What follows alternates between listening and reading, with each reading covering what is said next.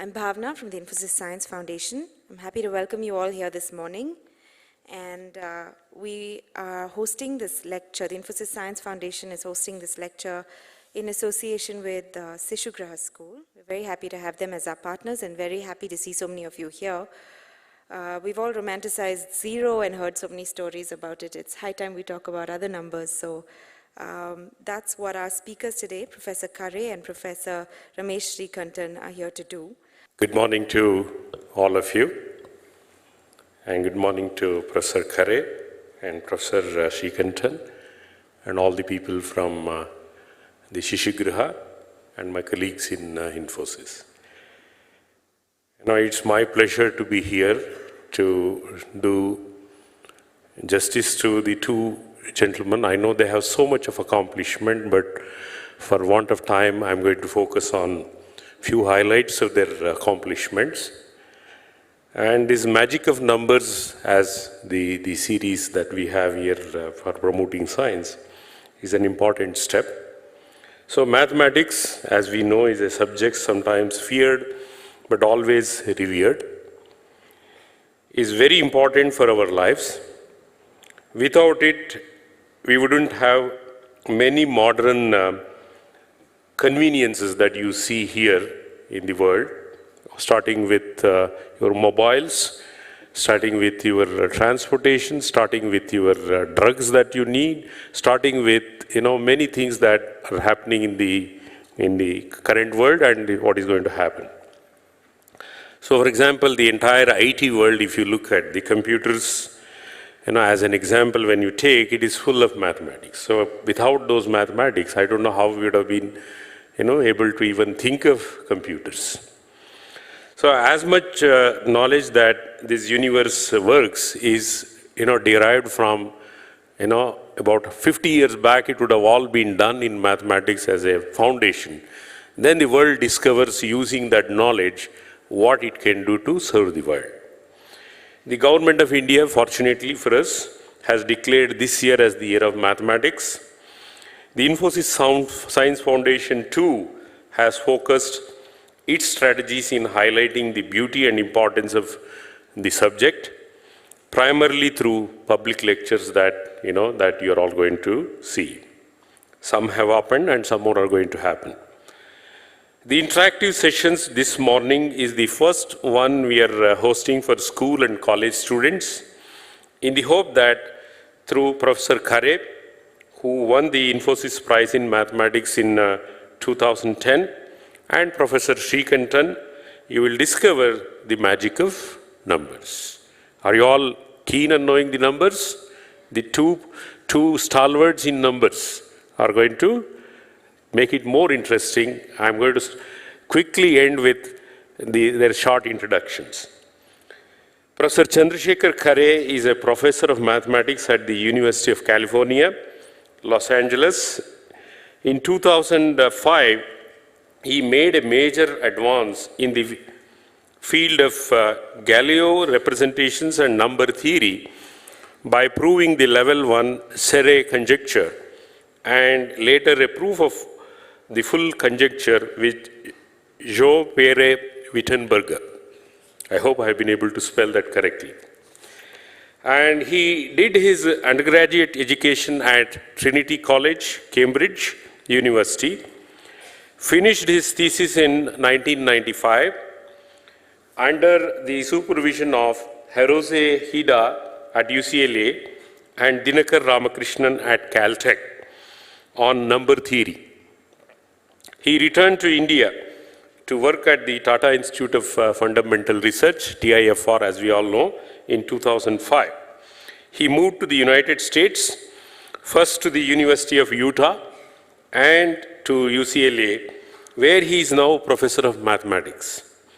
He received the Fermat Prize in 2007, a Guggenheim Fellowship in 2008, and the Infosys Prize in Mathematics in 2010. This year he was elected a Fellow of the Royal Society of London. It's a very prestigious society, and please welcome him, with that introduction. I was just asking Professor Khare, you know, what is it that made you take up this?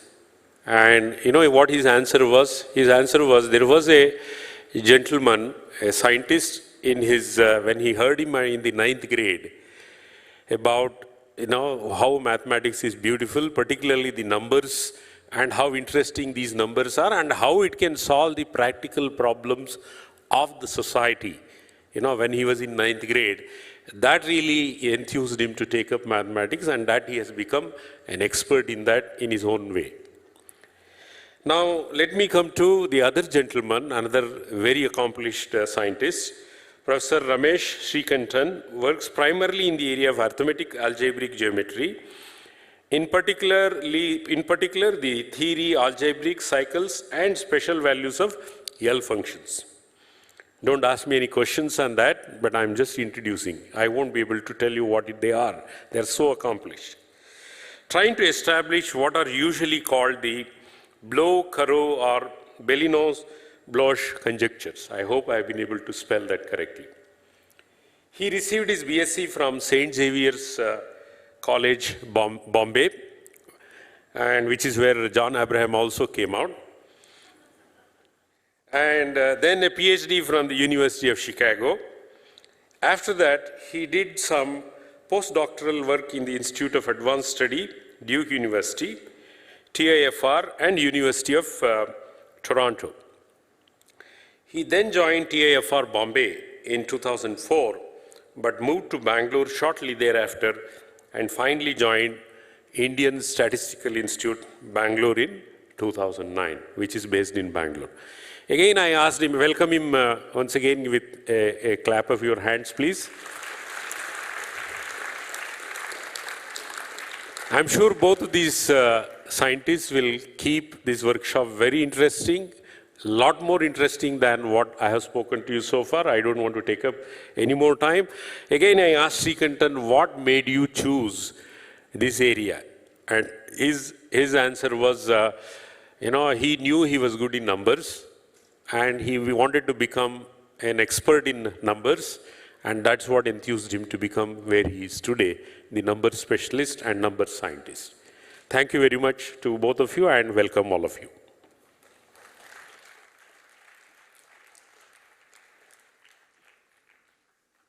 Thank you, Mr. Dinesh. I just wanted to lay out a couple of house rules.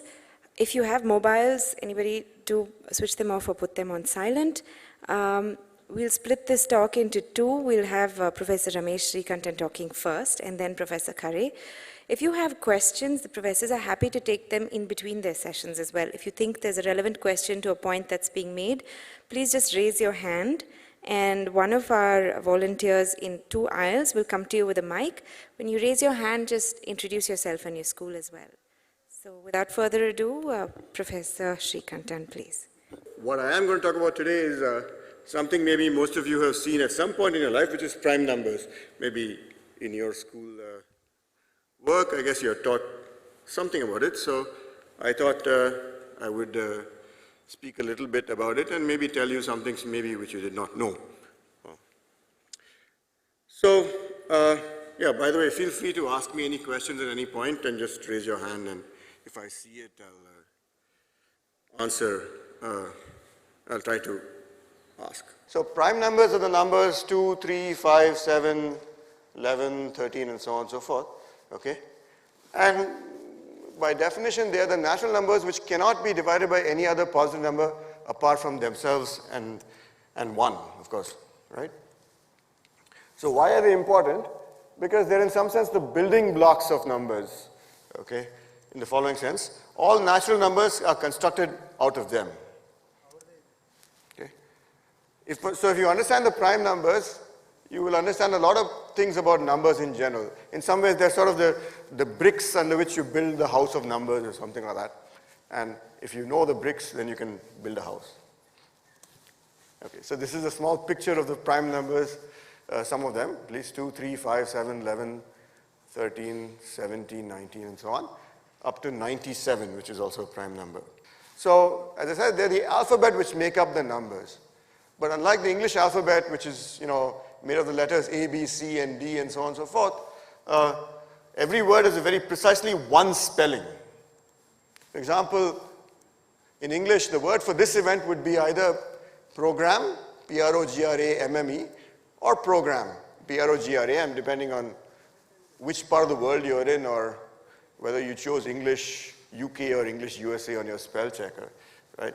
So such things don't happen with prime numbers, okay? There is a beautiful theorem which is due to Euclid. Euclid was this Greek mathematician of 2,000 years ago, okay? Here he is, the guy trying to figure out how to use an iPad with his students trying to show him, I suppose, okay? So most of you must be aware of it at some level of this theorem of Euclid's, but you may not know it explicitly. I mean, implicitly you might be aware of it. So it's, much of what you do in school depends on this particular theorem, which is, if you do long division or multiplication or HCF or LCM. So what is the theorem? The theorem is what's called the fundamental theorem of arithmetic. It says that any positive integer greater than 1 can be uniquely written as a product of prime numbers. Okay? For example, 10 is 2 times 5. It's not 3 times something else. I mean, it's an important fact that which you sort of, that. In school you do such things all the time, but you may not know it stated in this explicit form. Or 3519 is 17 times 23 times 3 squared. Now, of course, 10 you can say it's not 3 times something, but can you say 3519 is not 11 times something, or you don't know, right? So it's not immediately clear that every number can be written uniquely as a product of prime numbers, but it's true.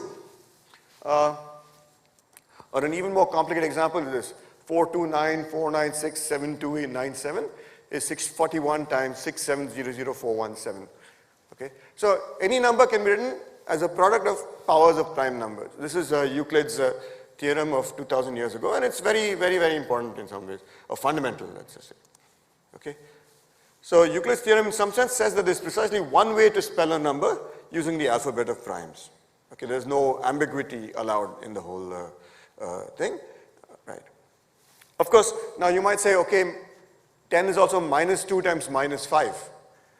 And that's fine, the point is, but I said a prime number is a positive integer, so these things are taken care of by that. But there's a little bit of, as you study a little more about this, you have to worry about keeping things like the minuses in the right way, but I won't say anything more about that. Okay? So while Euclid's proof, the proof of this theorem is not so difficult, in practice it's not so easy to factor a number into its prime factors. See, for example, if you take some number like 727, right? You don't know if it's a prime number, and I don't know how easy it'll be for you to sort of factorize it into prime numbers. I wouldn't know how to do it sitting here, and I wouldn't even try, but it's not so easy, right? And in fact, the fact that it's not so easy to factor a number into prime numbers or prime factors is exploited in encryption called RSA algorithm, or in public key cryptography. So they use the fact that if P and Q are two large prime numbers and n is P times Q, right? If you make n public and you don't know P and Q, it's very hard to find out what P and Q are. But if you know P, you would know Q, and if you know Q, you would know P, so somehow you can sort of transmit data using that. It takes a long time to factor n, okay? On the other hand, if you know P or Q, it's quite easy to factor n, right? Because you know n is P times Q, and so if you knew, for example, in the earlier slide, I had this big 10-digit number, and it was a product of two prime numbers. Now, if I just gave you the 10-digit number, there's no way you would know that it's a product of two numbers or two prime numbers or whatever it is. It would take you a long time to figure out what the prime factors are. But if you knew one of the prime factors, you could immediately get the other one by dividing, right? So the next time you use your credit card number on the internet, you should thank Euclid for saving it from being stolen. So this is, the point I want to make here is that somehow things which you do in everyday life, like maybe not all of you use credit cards on the internet maybe, but maybe your parents do, but those things also use ideas coming from what Euclid did 2,000 years ago, which is, something quite remarkable, right? That, how many other things are being, how many other 2,000-year-old ideas are being still used, right? Okay? So mathematics has this sort of long-term applicability because it's a fact of nature at some level, and so it's all used all the time, and you can't, it doesn't change.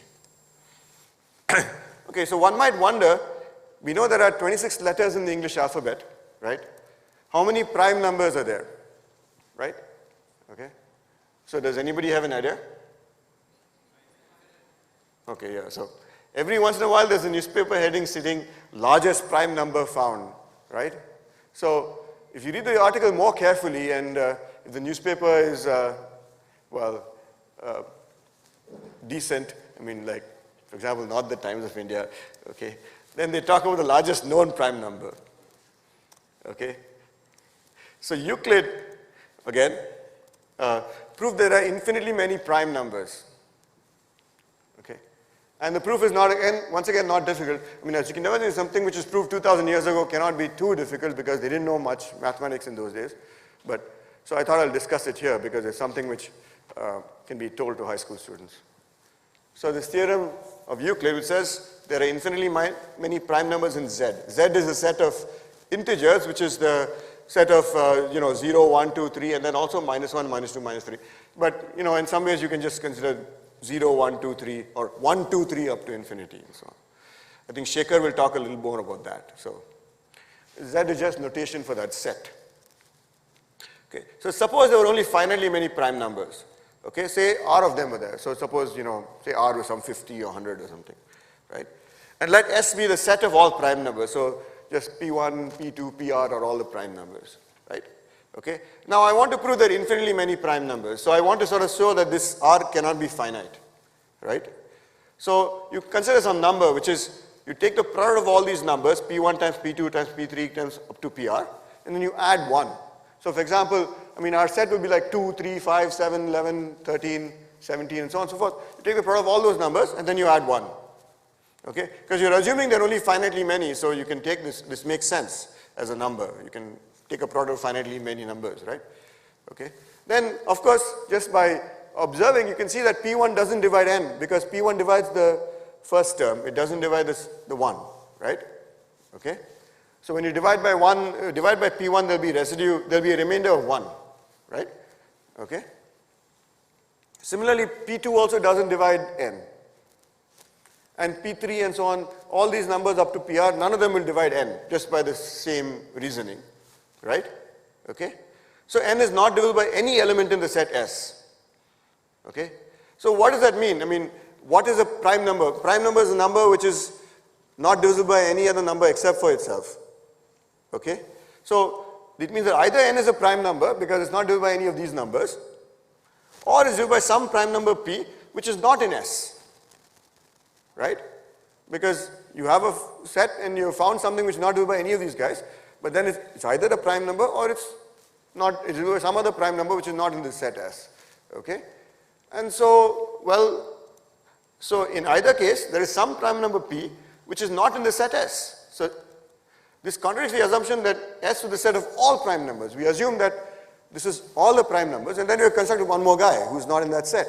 So when you do that, I mean, so that shows that, okay, you say there are 50 of them, and then you find a 51st guy. So, and then maybe you can include that guy, but then you can find a 52nd guy, and so on and so forth. So there's no end to what you can do. So there have to be infinitely many primes. You can't have finitely many primes. Okay? So then you can ask, okay, we know there are infinitely many primes, so the task of trying to find a larger and larger prime is sort of an exercise in futility. You keep doing it, and then you know that there are infinitely many, so there's always one guy bigger, but you may still ask, what is the largest known prime, right, at this time? In some ways, so you know that maybe 691 is a prime, and that's quite a large number, but maybe there are certainly larger numbers. I don't think I give an example so far, but right? I mean, if you think about it, you can come up with a bigger number. So there is no known formula for prime numbers. In other words, there is no known increasing function f, so that f of n is prime number for some infinite set. If you had that, then you could just keep generating larger and larger prime numbers, right? So it's not so easy to find larger and larger primes. Okay. There's a French monk and mathematician, so all these guys that, 300-400 years ago, most of them who did mathematics or science were sort of monks or something else, and science or mathematics was sort of an alternative career as a, because it wasn't really established as a field in itself, I guess. They weren't well, there were universities, but maybe they didn't teach mathematics so much. They probably taught more theology and philosophy and so on and so forth. So this guy, Mersenne, thought he had a formula, okay? He thought the numbers of the form, 2 to the power p minus 1, where p is a prime number, are prime numbers. Okay, he thought this rather simple way of generating more prime numbers. For example, right, 2 squared is, so 2 is a prime, so 2 squared minus 1 is 4 minus 1, which is 3, right? Okay, you take 3, you get 2 cubed minus 1, so that's 8 minus 1, which is 7, right? 2 to the 5 minus 1 is 32 minus 1, which is 31, okay, and so on and so forth. These numbers are called Mersenne numbers, and he did a few calculations like this and said, okay, yeah, there must be prime numbers, okay? And that would give you a very easy way because, you could always find some large prime number and take 2 to that prime number and get some even larger number and subtract 1, and that's going to be a larger prime number according to this Mersenne's ideas, okay? This would give a pretty easy way of generating larger prime numbers, right? Unfortunately, it's not true. For example, 2 to the 11 minus 1 is 2047, which is 23 times 89. So it breaks down at that point, at 11, right? I think you can go 7 is, well, okay, I can't do that calculation. 2 to the 7 is what? 2 to the 7 is 5, 6. 5 is 32, so 6 is 64, so 120. I think 127 is a prime number, right? Yeah, so maybe you can check that. And that's, after that 11 is the next guy, and 11 fails, okay? But this is still a pretty good way of finding prime numbers. And in fact, the largest prime numbers are found this way. So there's something called the Great Internet Mersenne Prime Search, GIMPS, which tries to use, basically distributed computing to try and check if larger and larger Mersenne numbers are primes. So distributed computing is something like, you just spread the search over lots of small computers instead of using one supercomputer to do the calculation. And so in fact, if you have a computer at home and you want to help them find a larger and larger prime, you can give them your computer time. In other words, you hook up you go to the internet, go to some website, download some software, and when you're not using your computer and your computer is on, it'll sort of use your computer for doing some work. Okay. So right now, the largest known Mersenne prime number is a Mersenne prime, which is the number M43112,609. So it's 43,112,609. So it's 2 to that power minus 1. Okay. So that 43 million guy is also quite a big number. It is a prime number, I guess. Yeah, it has to be a prime number. So this is an even bigger number, right? Okay, it's a very big number. So this is discovered in 2008, and it has 12,978,189 digits. So it's a pretty big number. Okay. So to get an idea of how big this number is, well, if you use a word processor with 50 lines per page and 75 digits per line, that's a standard A4 paper, this would require 3,461 pages to display it. Or if you were to print it out using standard printer paper, single-sided, it would require approximately 7 reams of paper. Okay, so that's more than the number of people in this audience. Okay, or if you write as a single number with 3 digits per centimeter, which is a normal way of writing digits, it will stretch for 32 kilometers. So most of you could, it'll take you could, from your house to here would probably take that much. Okay. So another way of getting primes are the so-called Fermat numbers. So Fermat was this other famous French, mathematician, and I think he was a lawyer, okay, who famously conjectured what's called Fermat's last theorem. But one of the other things, which is maybe not so well-known theorem, because it's not a theorem, is that if you consider numbers 2 to the 2 to the n plus 1, right, okay, then these are also supposed to be prime. He thought they might be prime. So for example, f of 0 is 2 to the 2 to the 0, which plus 1, which is 3. F of 1 is 2 squared plus 1, so that's 5, right? F2 is 2 to the 2 to the 2 to the 4 plus 1, which is 16 plus 1, which is 17, right? So these are 3 prime numbers you can get, but these 2 are not always prime, okay?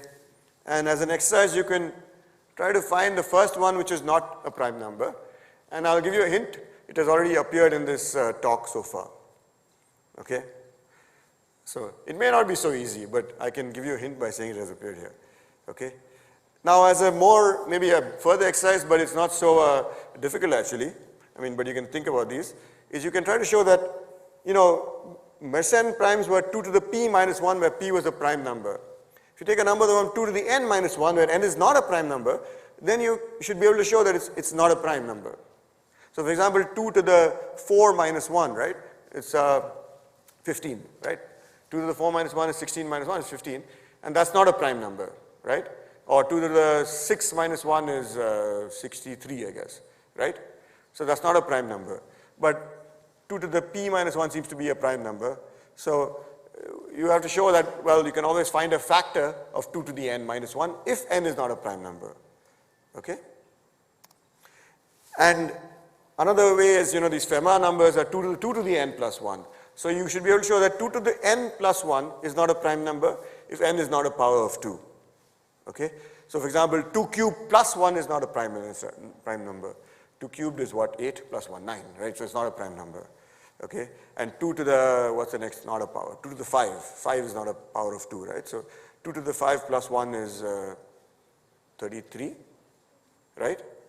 33 is not a prime number. It's 11 times 3, I guess. Right? So in some sense, 2 to the n, 2 to the p minus 1 is a good way of, so the only hope for prime numbers of this type are the Mersenne and Fermat numbers. You can't hope to find primes in this way using other numbers. You can't take 2 to the n minus 1 where n is not a prime number and 2 to the n plus 1 if n is not a power of 2. Okay? All right. So, in fact, there are very few known Fermat primes. Okay? As I said, there is a counterexample in this talk itself. I'll leave it to you. A Fermat number which is not a prime. Okay? So one might wonder, okay, how are the prime numbers distributed among the natural numbers? You have the numbers 2, 3, 5, 7, and so on and so forth, right? Okay? So the well-known, there's an American-German mathematician called Don Zagier. He said, primes grow like weeds among the natural numbers, seeming to obey no other law than that of chance. But they also exhibit stunning regularity, and there are laws governing their behavior, and that they obey these laws with almost military precision.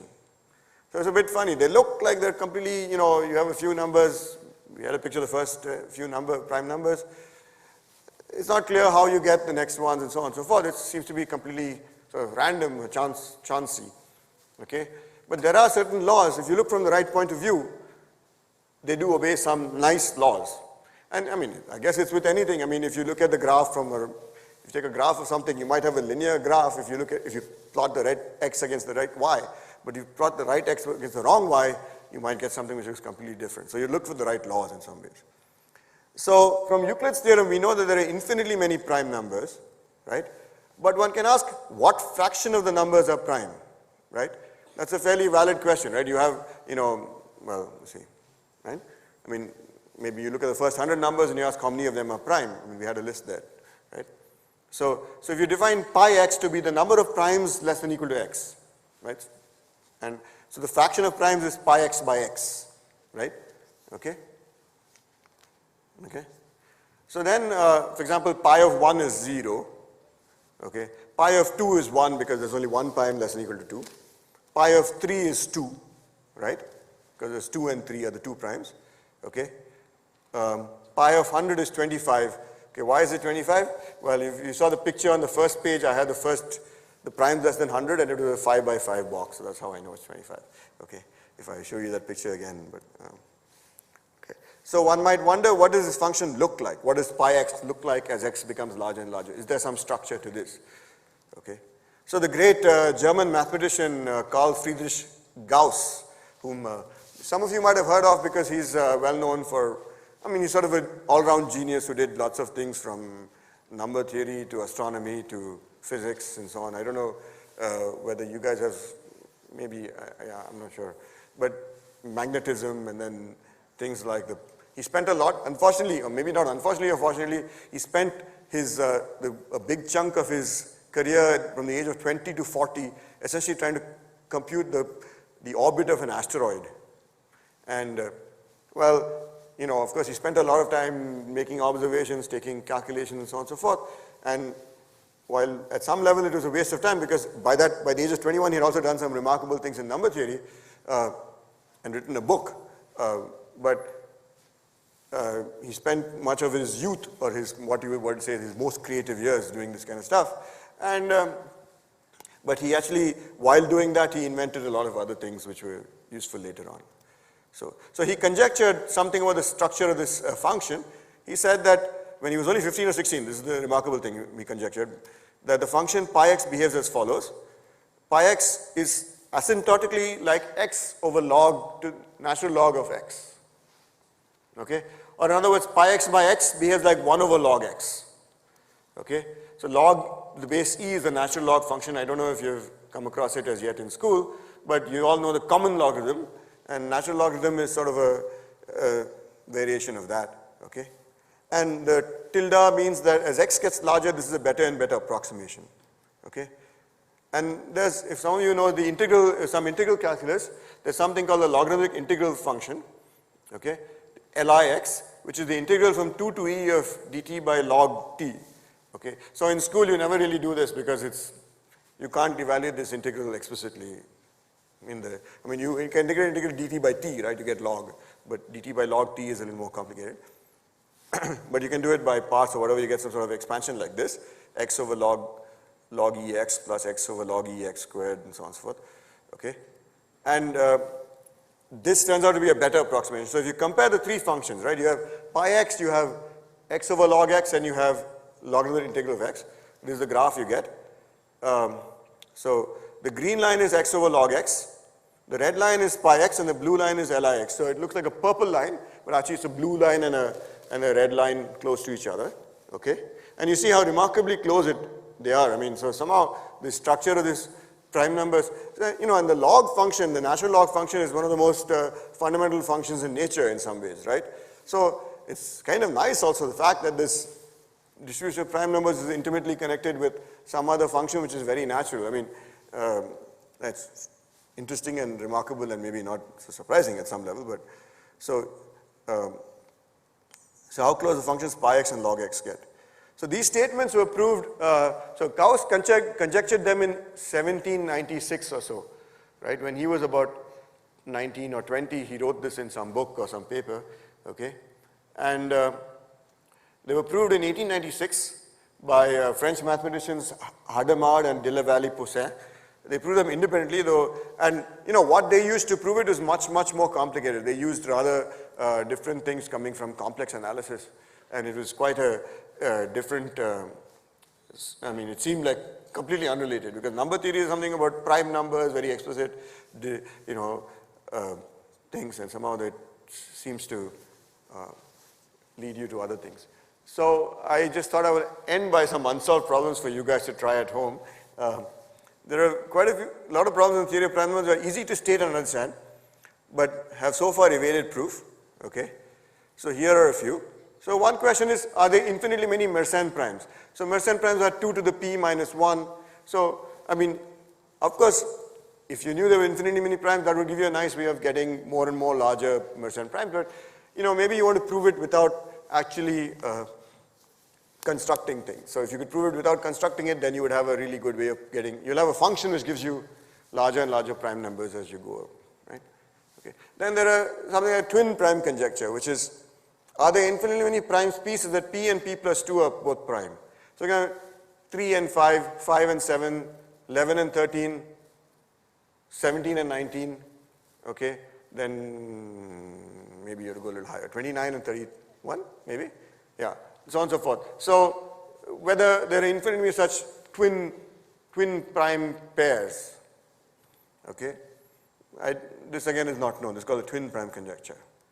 Okay. And there's another one which is a rather interesting conjecture called the Goldbach conjecture. Can every even number greater than 2 be written as a sum of 2 prime numbers? So it's a pretty remarkable statement because most statements about prime numbers are about products. You say, Euclid's theorem says any number can be written uniquely as a product of prime numbers. But here you're saying, can every even number be written as a sum of 2 prime numbers? So for example, let's take some even number. Let's take 12. 12 is 7 plus 5, right? Okay? Or let's take some other even number. Let's 16. 16 is 11 plus 5, yeah. So far it's working. We haven't found counterexamples. Okay? And more generally, can every integer greater than 5 be written as a sum of 3 prime numbers? Right? There's a conjecture. Okay. So the Goldbach conjectures have been verified for numbers up to 4 times 10 to the power of 18. So, I mean, we wouldn't have been able to find a counterexample so easily. But that's not enough. You see, for mathematicians, this is not, just checking that it's true for some large and large and large numbers, or up to some point. I mean, maybe it will satisfy some people, but, it's not enough to satisfy some of these, some mathematicians, I guess. And they sort of, yeah. I mean, they want, it's not, somehow it's not enough for almost every, they want every. Okay, they're too greedy. Okay. So if you want to become famous, and maybe, by the largest Infosys, you can become rich as well, you can try to answer some of these questions. But, I can assure you they're not so easy. And so you're better, perhaps you focus on your schoolwork for the time being. So I'd like to thank Wikipedia for all the pictures used in this presentation because, yeah. So if you have any questions, feel free to contact me at rameshsreekantan@gmail.com. I also want to say something. So I work at ISI, which is the Indian Statistical Institute, which has a B math program. And I would say, I mean, maybe arguably it's the best math program in this country. So if you want to study mathematics as an undergraduate degree, rather focused mathematics thing, it has its pros and cons. I mean, you learn a lot, but maybe at the end of the day, you're too much of you don't have a very broad an education, but you learn a lot of mathematics. I would encourage you to sort of consider it. I mean, you have to sort of do some, the process is a bit, you do some sort of test and then they call you for further interviews. But ISI is in Bangalore, so it's sort of, I think we don't get enough students from Bangalore. Most of the people come from Calcutta, or Bengal. So I would recommend that you, think about it if you want. You'll also get paid money for it. Yeah, so that's one of the things. You get money paid for your undergraduate education, which is quite something. Okay. So, and if you want to contribute computer time to the great internet Mersenne prime search, you can go to www.mersenne.org. Okay. Right. So, thank you.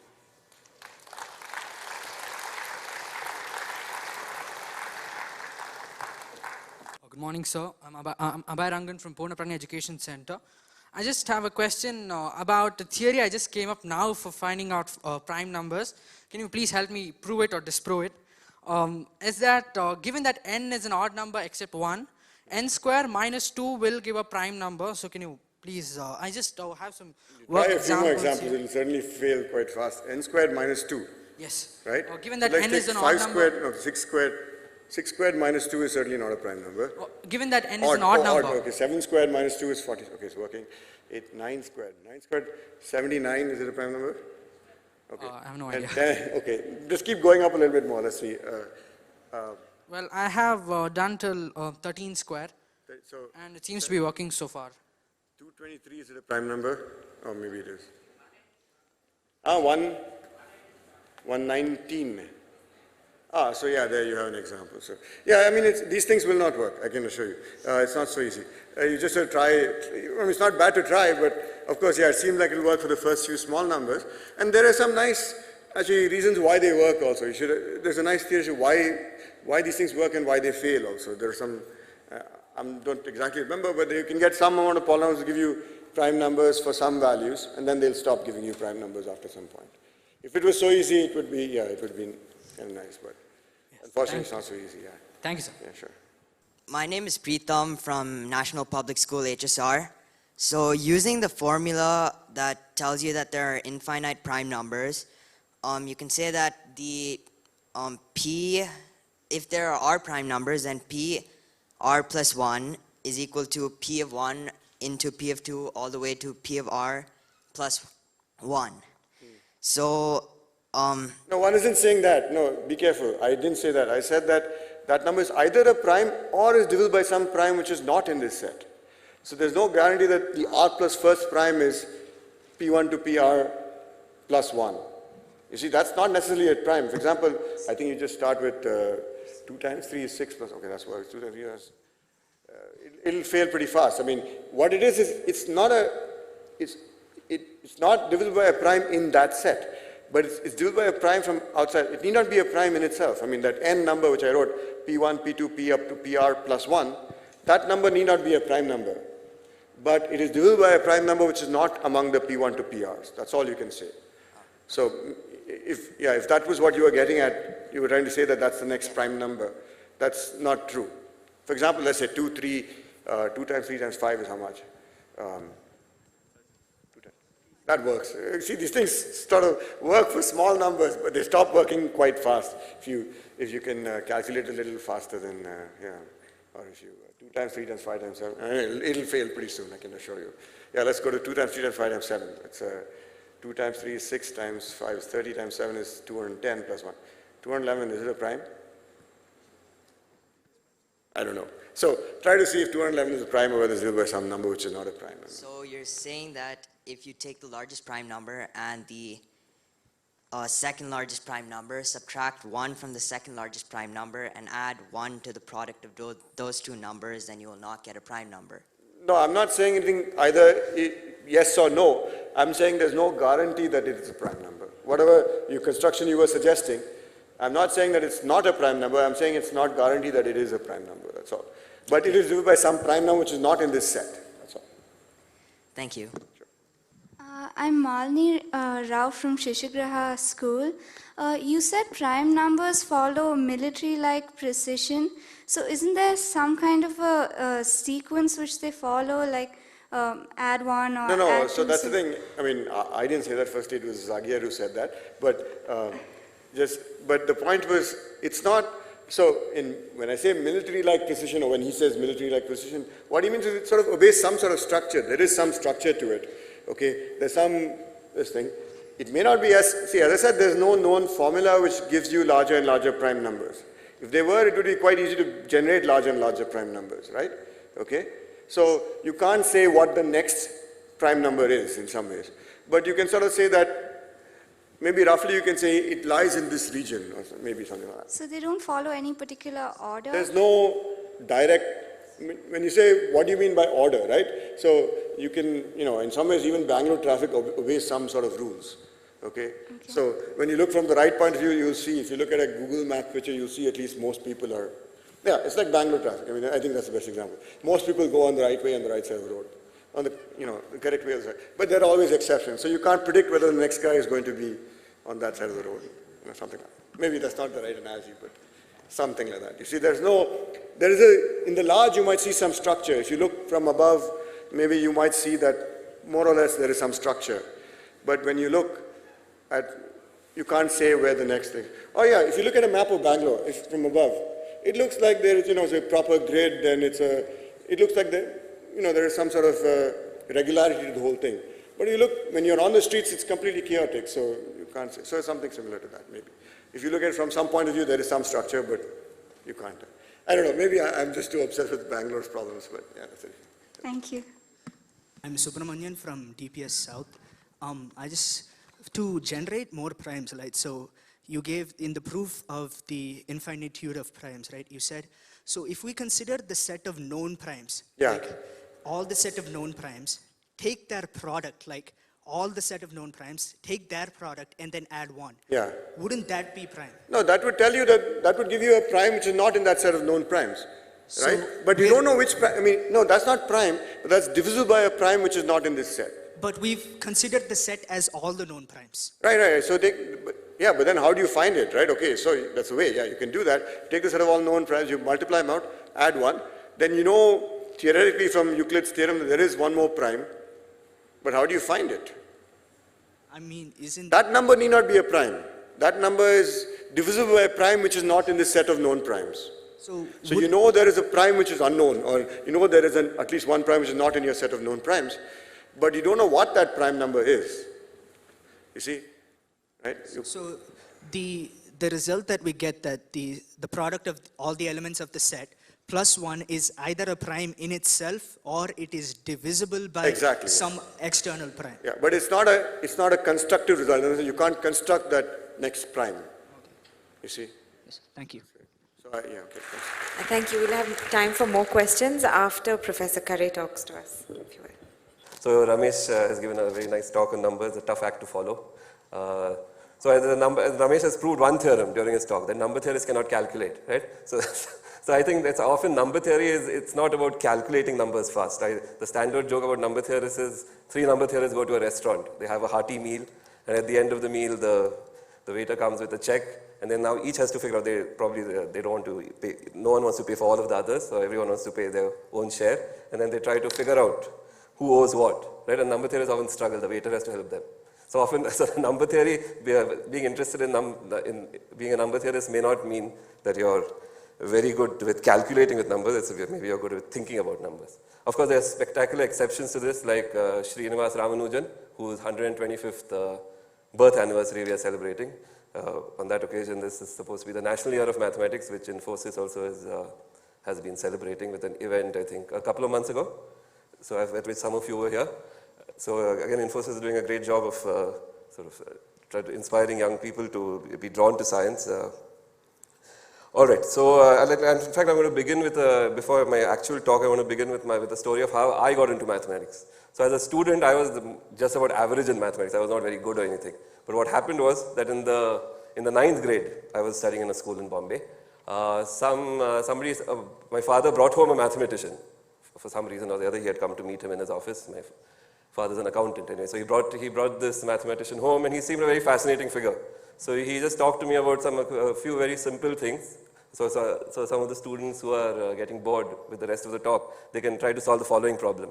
So the problem he posed to me was, suppose you're given, say, numbers like 11 and 131, right? And suppose you're asked to find numbers such that when you find a number such that when you divide it by 11, it leaves a remainder of 2. Yeah, and when you divide it by 131, it leaves a remainder of 15.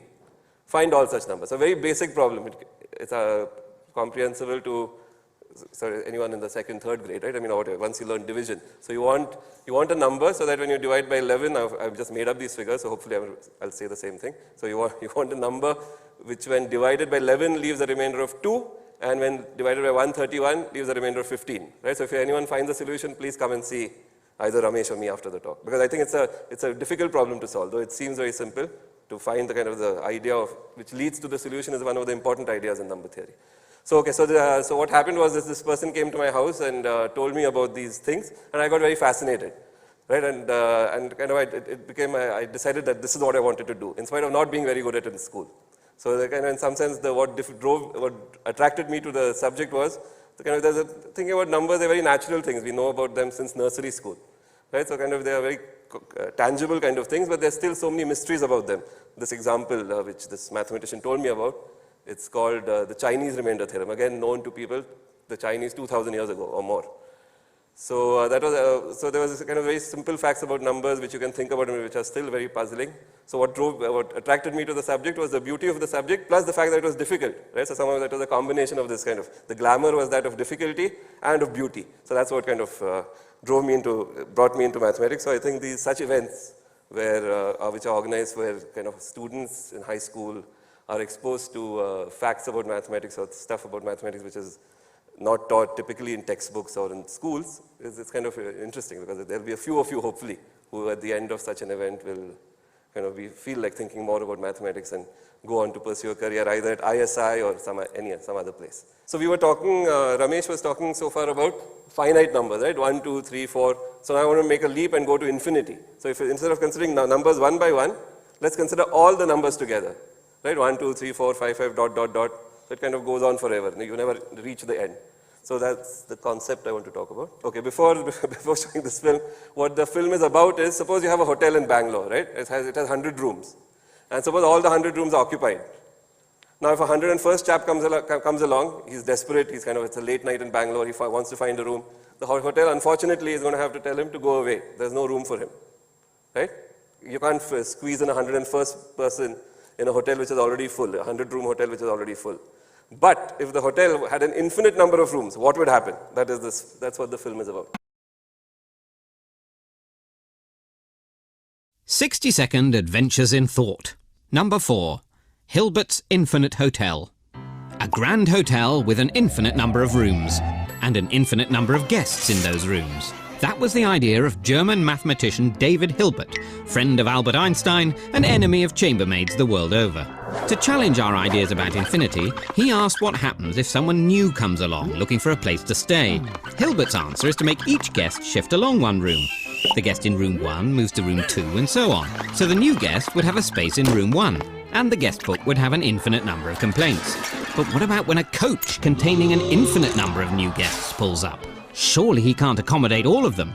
Hilbert frees up an infinite number of rooms by asking the guests to move to the room number which is double their current one, leaving the infinitely many odd numbers free. Easy for the guest in room 1, not so easy for the man in room 8,600,597. Hilbert's paradox has fascinated mathematicians, physicists and philosophers, even theologians. And they all agree you should get down early for breakfast.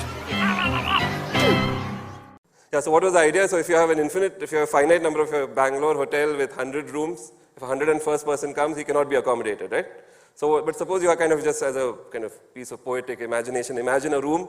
It cannot happen in reality, but imagine a hotel with infinite number of rooms, right? So they don't just end at 100, but they keep on 101, 102, million and 1, million and 2. And suppose all of these rooms now, this hotel was filled up with people. And here comes along another person, right, late at midnight, desperately searching for a room. What will happen? So what Hilbert, this great sort of German mathematician of the 19th and 20th century said, was that if you have an infinite number of rooms, you can always, and even if they are all full, you can always accommodate an extra person. And what is the scheme? What is the kind of scheme which will allow you to do that? Every person just moves to the next room. Right, so now the person in room number 1 moves to room number 2. The person in room number 2 moves to room number 3, and so on and so forth. Right, why will it work? Because given any room, there's always a room after that. Unlike a finite real-world hotel, right, and an infinite mathematically kind of imagined hotel, there's always one more room to move to. So after you've done this procedure, room number 1 is open, right? It's free, vacant. So the person who's coming, the new person entering, can be accommodated in room 1. Right, so this is what the film talks about. Any questions about the film? Does it make sense? Okay, so this is the kind of thing I want to talk about. Infinite, sort of the puzzling aspects when you think about infinity. So rather than just numbers 1, 2, 3, 4, you can think about all the numbers together, and then there are an infinite number of them. So this is what my presentation is about. So there's one thing we know from nursery school. When I was in Cambridge, the number theorist who taught us used to say that whatever he was going to do was something we should have known in nursery school. It's because it's all about numbers which we know from nursery school. So we all know numbers, right? 1, 2, 3, 4, 5, 6, and there are infinite number of them. So this, as Ramesh has explained, they form the set of all natural numbers, which we denote by this fancy letter, script n. Okay, so after the integers, you can enlarge your system of numbers. You can add 0, right? And then you can also add the negative numbers. So you not only get 0, 1, 2, 3, maybe there's a minus sign missing there. You get -1, -2, -3. So you have numbers stretching off to infinity in both directions. Okay, so far so good. This is kind of numbers we know. And then the kind of, the number theorists are very fond of these numbers. And the German mathematician and number theorist Kronecker in the 19th century was so moved by the beauty of these numbers that he said, God made the integers, all else is the work of man. Right? And as we'll see, I mean, there was a context in which he made this statement. We'll come to that context. Okay, next comes the rational numbers, right? So integers are fine when you want to add and subtract, but when you want to divide, somehow you get into trouble. You cannot divide 2 by 3 and still stay in the realm of integers. When you divide 2 by 3, you get a fraction. Right? So rational numbers are simply the fractions, one natural number upon another, one integer upon another, as long as you don't divide by 0. Right? So we all know rational numbers also. Right, so there are lots of rational numbers, and they also are infinite. But now one of the kind of, okay, so there's these various kinds of infinite sets: integers, natural numbers, rational numbers. So what I want to discuss is how are these infinite sets roughly of the same size, or are they of different sizes, or can you have larger sets which have much bigger size than any of these? Right. So now, okay, so now rational numbers are good when you want to divide, right? But they do not serve all purposes. So can someone come up with a context in which you cannot, where you sort of feel that rational numbers are not enough for you, right? When do you run out of, when are rational numbers not enough for you? Any guesses? Sorry? X squared plus 1 is equal to 0. Yeah, good idea. So x squared plus 1 can never be 0 with x a rational number, right? So that's a very good answer. But in fact, okay, so let me think of, that makes you sort of invent a different kind of number which are complex. But let me think of something related. So it came as a great shock to Pythagoras that there could be, so many years ago, again, I haven't looked at my history, so maybe 2000 years ago, let's say, there could be numbers that were not rational, right? So somehow, I mean, it came as a great shock to this mathematician come philosopher Pythagoras, famous for, amongst other things, the Pythagoras theorem, right? If you have a right angle triangle with sides ABC, then A squared plus B squared equal to C squared. So he was shocked when and it kind of upset him a great deal because he had an elaborate theory built upon the fact that somehow they shouldn't be irrational numbers, numbers which are not rational.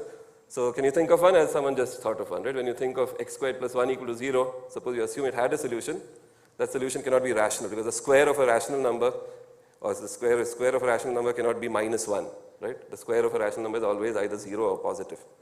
Okay, so let me think of yet another number which is, try to find the square root of 2.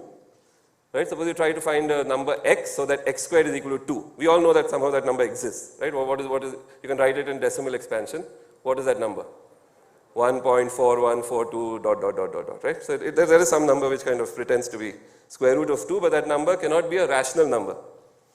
And why is that? I mean, you can try rational numbers and at the end of the day, you'll see that no rational somehow seems to exactly satisfy the equation x squared equal to 2. You can get rational numbers x whose square comes very close to being 2 without quite being 2, right? So you can kind of approximate the solution of this equation using rational numbers, but never quite get there. So in fact, you can prove a theorem that there is no solution in rational numbers to x squared equal to 2, right? So you can kind of actually prove. You can first experiment a bit, and then when you're convinced that somehow there is no rational number, you can try and actually prove it, because just trial and error will not allow you to prove that there is no rational number with this property. Okay, so what is the proof? So the proof is by contradiction, right? This is what Hardy calls the mathematical equivalent of, in a chess, kind of offering a piece as a sacrifice. So you offer a piece as a sacrifice to get a better gain, right? So this is kind of the mathematical equivalent of sacrificing your knight or something when you're playing chess. Okay, so assume there is one. So assume that you have a rational number p upon q whose square is equal to 2. Right, and once you write a rational number as a quotient of two things, you can assume that not both are even, right? Because if both were even, you could cancel off factors of 2. So you can kind of arrange things so that not both p and q are even. Because if they were even, you could cancel off some common factors of 2, right? So because you can write 2 upon 4 as 1 upon 2, right? If you're given 6 upon 12, you might as well write it as 1 by 2. Yeah, you can cancel common factors of 2. So you can assume that at least one of them is odd. Okay. But now we just follow our logic. So we assume that x squared is equal to 2. So p squared is equal to 2q squared, or p squared upon q squared is equal to 2. So p squared is equal to 2 times q squared. Now what does that tell you about p? Right, so p squared is 2 times something. So p squared is an even number, and hence p is an even number. Right, what we deduce from this is that p is an even number, and hence p is even, right? So it's twice some integer. Right? Everyone agreed? We are just following the logic of the equation. But then what do we get? Then we just look at what we get. Then 2q squared, p squared is equal to 2q squared, but p is equal to twice m. So you get 2q squared is equal to 4 times m squared. Right? And then you cancel the common factor of 2. You get q squared is again an even number. Right? Therefore you get q is an even number. And why is that bad? Because we started with the assumption that not both p and q were even. Right? We could always arrange so that not both p and q are even. But on the other hand, we are getting into a soup because when we follow the logic of the square of that number being 2, we get that both p and q are even. Right? So that's a contradiction. Right? So that's how you somehow prove that there is no rational number whose square is 2. Right? You assume there is, and then you get yourself into trouble by this argument, by following just the pure logic of the situation. Just square both sides, say that p squared is even, hence p is even, and that forces q to be even. Right? So is that kind of, maybe after you go home, you can kind of think more about this or try to reprove it for yourself, right? The best way to understand an argument is to shut the book and redo the argument for yourself. So you can, this is just a hint for the solution. Okay, so now therefore when we want to solve some very simple equations like x squared equal to 2, you discover that the rational numbers are inadequate to solve that. Okay, so therefore you march on, and then you sort of, you look at, so if you consider the number line, right? We are familiar with the number line from school. You have a number line with 0, 1, 2, 3, -1, -2, -3, and there are various fractions like 355 upon 113, or there are lots of fractions. But if you just think of rational numbers, which are dotting this real number line, there are lots of holes in it, right? For example, root 2. We just discovered that square root of 2 is a number which is somewhere on this real line, but it is not a rational number, right? So the real numbers seem to be, all of you have studied the number line, right? And real numbers and so on. So the rational numbers are, though they seem to be everywhere dense, in the sense they are really all over the place, they still do not account for all the numbers. Right, so for example, if you look at square root of 2, you can get lots of rational numbers which come very close to being square root of 2, 1.4, 1.41, 1.414, etc., which come very close to square root of 2 without quite equaling root 2. Right, so therefore if you imagine this number line, there are the integers, there are the natural numbers, there are the rational numbers, but they are not all of them. The totality of them is called the real numbers. And somehow the theme of this talk is that there are many, many more real numbers than there are rational numbers. The integers are very few, and the rational numbers are very few compared to the set of all real numbers. Okay, so we get the real line by just not just looking at the rational numbers, but at all numbers, right, on the real number line. So okay, the process of filling in the holes is called by the technical word completion. So you're completing the rational numbers to get this continuous smooth looking real line. So with just the rational numbers, the real line is like a potholed kind of surface roads in Mumbai maybe after the rains. Right? So it's kind of, if you drive your car on this real number line, just made with the rational numbers, your car will really have a bumpy ride. But when you add all the real numbers, with all the missing kind of things, you get something which is really nice and smooth, and you can enjoy your real number line car ride. Okay, so I'm doing this somewhat informally. Of course, there's a kind of mathematical theory which puts all the construction of real numbers on a solid footing, and that is called the theory of Dedekind cuts. Okay, so now why did Kronecker say that God made the integers and the rest is the work of man? Because he was very unsettled in some sense by the construction of real numbers. Because what he thought was that the rational numbers and the integers and so on, they're very tangible objects, some things which you can kind of get hold of. Well, a real number somehow was kind of for him a rather kind of fuzzy concept, which a general real number is something which no one, in some sense, one cannot understand in the same concrete way as you can understand a rational number. Right, any questions so far? So I've just started with the rationals, I've kind of filled them up, looking at the set of all real numbers. Okay, so in some sense, of course, we know what a real number is, right? What is a real number? It's just some number you can write down in decimal expansion, right? You can write down 2.718281828. You can just write down reams of numbers, and that's a rational number. That's a real number. So we can know what a real number is. It's just a decimal expansion in a certain sense. We just need to write it down in decimal notation. And the rational numbers will be those which typically just have a finite decimal expansion, like 2.12 or something. Or they could be a recurring decimal expansion, like 0.123, recurring, right? So the rational numbers will be marked out amongst the set of all real numbers by having recurring decimal expansions. So in that sense, we know what real numbers are. They're just decimal expansions. But somehow, I mean, for Kronecker, looking at real numbers and somehow real numbers were somehow a fall from grace. It was lapsing from the perfection which the rational numbers attain to. So they are unsettling objects when we start to think of them more carefully. So when we start to think of real numbers more carefully, we come up with lots of kind of somewhat unsettling kind of paradoxical situations. So and that is why probably Kronecker felt the real numbers were the creation of the devil, right? I mean, this was in the context of some argument he was having with another German mathematician, Cantor, who kind of gave the notion of the real numbers having a size which is larger than the size of the real rational numbers. So he was having an argument with him, and he used to use these kind of somewhat metaphysical, somewhat charged terms. Okay, so as I already said this, that the real numbers are in some sense not very concrete. And one of the ways you can sort of say that they are not very concrete is that because there are far too many of them. The rational numbers somehow you can get hold of, but the real numbers, there are far too many of them. So one has to quantify the sense in which there are many, many more real numbers than there are rational numbers. Right? Somehow this is kind of the main focus of my talk, to say that there are many, many more numbers which are not rational than rational. How do you make precise this notion? Right? Because both sets are in some sense are infinite. There are infinitely many non-rational numbers, there are infinitely many rational numbers. So if you're given two infinite sets, how do you weigh them on a scale to say that one is more numerous than the other? One is kind of that one set is larger than the other. So that's kind of what I want to sort of mainly bring out in this talk. How do you compare two sets which are both infinite and be able to say that one is more infinite than the other, one is larger than the other, right? So this is kind of a surprising theory which a German mathematician, Cantor, came up with in the 19th century. So this is the discovery that Cantor made in the 19th century when he made precise the idea of there being many, many more real numbers which were not rational than there were rational numbers. One of the things about irrational numbers compared to rational numbers is there's no kind of finite way of storing their decimal expansion. If you want to store the decimal expansion of root 2 in your computer, you cannot do that, right? Because 1.4142, you'll have to store infinitely many digits, because whenever you cut off the decimal expansion of root 2, and just use that as a decimal expansion, it doesn't quite capture root 2.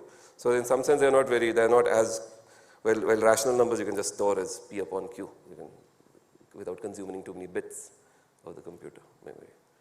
Right, but okay, in the interest of time, I'm not going to think of these other things which are called algebraic numbers. Let me just skip this. Okay, so now I just want to sort of, I want to emphasize this fact that the irrational numbers are much more numerous than the rational numbers. So it was so Cantor made the precise discovery that there were many, many more irrational numbers than there were rational numbers. Right, so okay, I'm skipping this because I'm in the interest of time. Okay, so instead of saying I'm not defining this term transcendental, but Cantor's discovery that there were many, many more irrational numbers than rational numbers.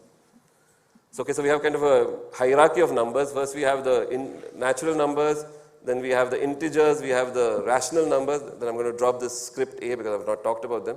And then you have the real numbers, right? And then you have something else called the complex numbers, which some of you might know of. So I want to examine how numerous these sets are, right? What are their sizes? So all of these sets are infinite. The natural numbers are infinitely many of them.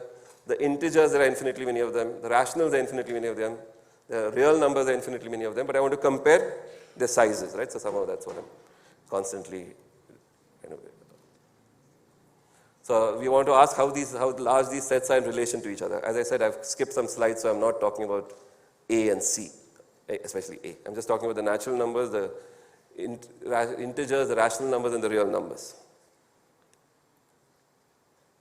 Okay, so this is the picture of Cantor, who made this kind of very radical discovery at that time, that you can talk about sizes of infinities. There's not just one universal size which fits all infinite sets, right? There are kind of gradations of infinity. There are various kinds of infinity, and so he made this discovery.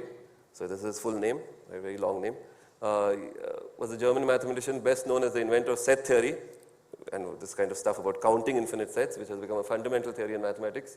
His theory of infinite sets of various sizes was very controversial when it was first invented. Right? And people accused him of all kinds of charlatanism and kind of doing all kinds of, and it was even considered shocking that it encountered resistance from mathematical contemporaries, various distinguished mathematicians.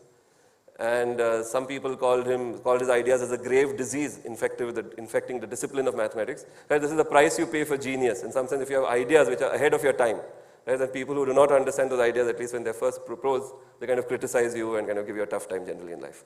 So sometimes if you're very clever, sometimes you may not have such an easy life, right? Because some of you are having ideas which other people do not understand, and then they kind of criticize you, or they don't agree with you.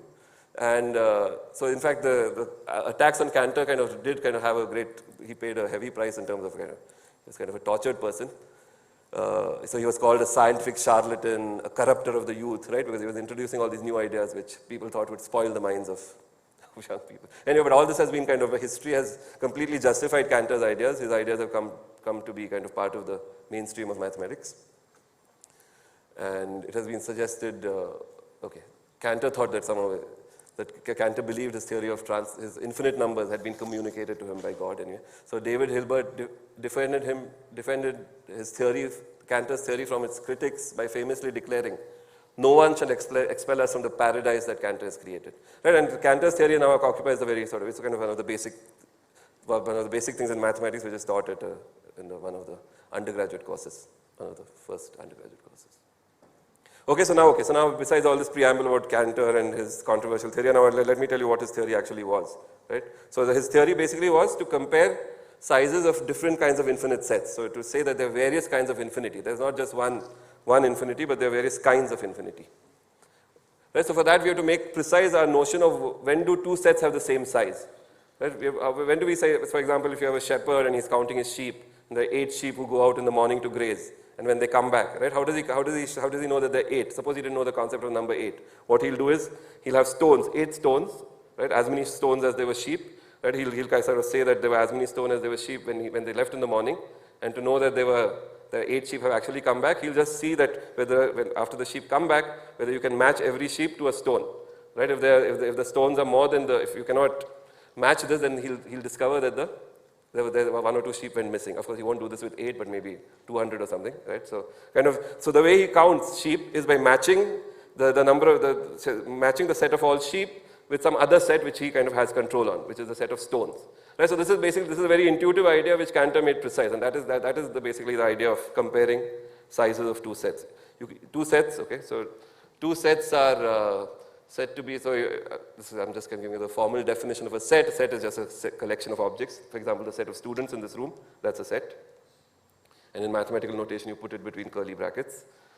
Okay, and then you can, as you all know, you can consider maps between sets, right? That's just a rule. So a map between a set A and a set B is a rule which assigns to every element of A an element of B, right? So it's kind of just a bridge between A and B. It sends over which elements of A travel across to elements of B.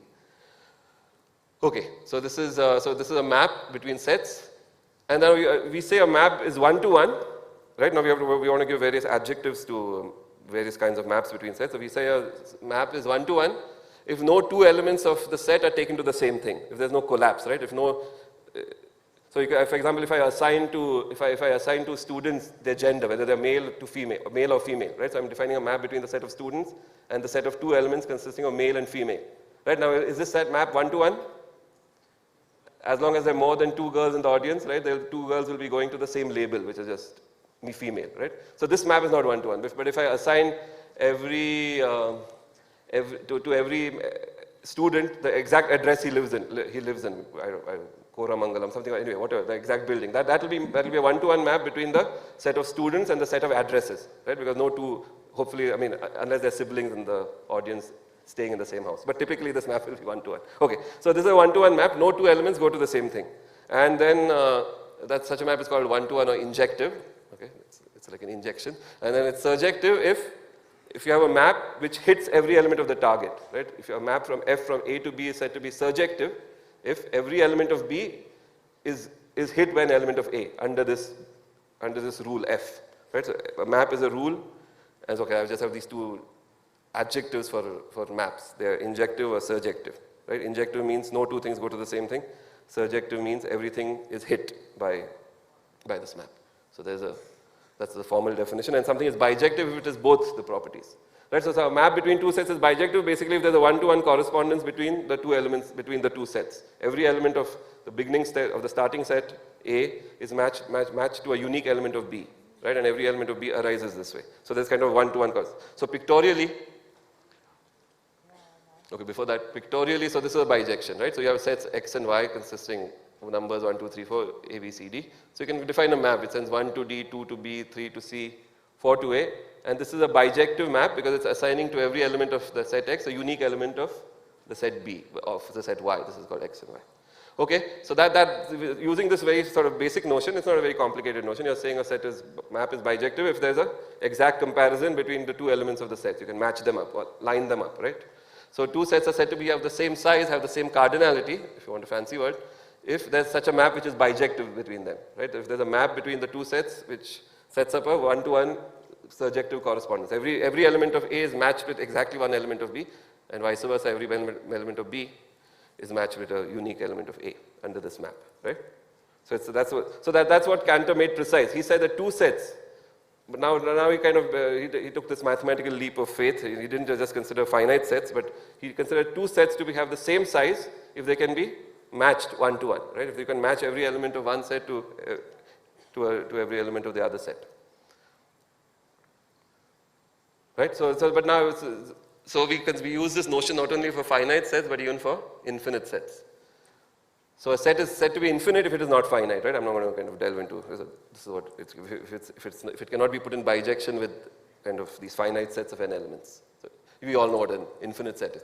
Now, infinite sets have the property that they have this paradoxical property that they have the same size as proper subsets of them, right? So, if you have a finite set, if you delete one or two elements of them, you will get a set of smaller size. But infinite sets have this kind of puzzling property that you can have subsets of them, you can have kind of sub-collections of these sets, and both these sets have the same size under this definition. So now, whenever we say two sets have the same size, the only way we can say that is to use our definition. Two sets are said to have the same size if there's a one-to-one correspondence between them, right? If every element of A is matched uniquely with every element of B, where A and B are the sets being considered. So why are these two sets 1, 2, 3, 4, 5, 6, 7, 8 and 2, 4, 6, 8, 10, 12? Why are they the same size? That seems paradoxical because B is actually a subset of A. It is missing many elements from A. It's missing 1, it's missing 3, it's missing 5, it's missing 7. It's missing all the odd numbers, right? But there's still a bijection, there's still a one-to-one correspondence which matches them up. And what is this map? Which is this, I want to produce a map F from which sends an element of A to an element of B. So I just double every element of A, right? I send n to 2, and I send 10 to 20, I send 13 to 26. But now it's a small exercise to see that this is indeed a bijection, right? It matches up the elements of A, all the natural numbers with all the even numbers. Right? Just n goes to 2n. That kind of matches up these two sets. Any questions so far? Is it clear what it means to have two sets of the same size? Okay, so under that definition, we get the somewhat surprising conclusion that you can have a proper subset, a set with some elements missing, but which still has the same size. So infinite sets behave kind of in a somewhat paradoxical way compared to our intuitions about finite sets. And now somehow the smallest infinite set is the set of natural numbers, right? Because if you're given an infinite set, that means when you keep on counting, you'll get more and more. Right? If you kind of think about this, this means that you can always produce a map from the set of natural numbers to an infinite set, and that map takes no two numbers to the same element. Right? You can kind of count off elements of an infinite set and never exhaust them. So you can get an injection, a one-to-one map from the set of natural numbers to the set to the set, right? Because that's what it means to be infinite. Okay, so now Cantor made this definition that a set is said to be countable if it has the same set, if it has the same size as the set of natural numbers. Right, so kind of he gave this notion of there being you say the smallest kind of infinity, the smallest set which is still infinite is a set of countable cardinality. So you can count it, you can match it with the natural numbers. Right? Okay, so but now you'll think, okay, but that's all. I mean, maybe there are no more sets which are more numerous than the natural numbers, right? So this is the radical discovery he made, that actually that there were sets which were more, which were larger than the set of natural numbers. They were more infinite.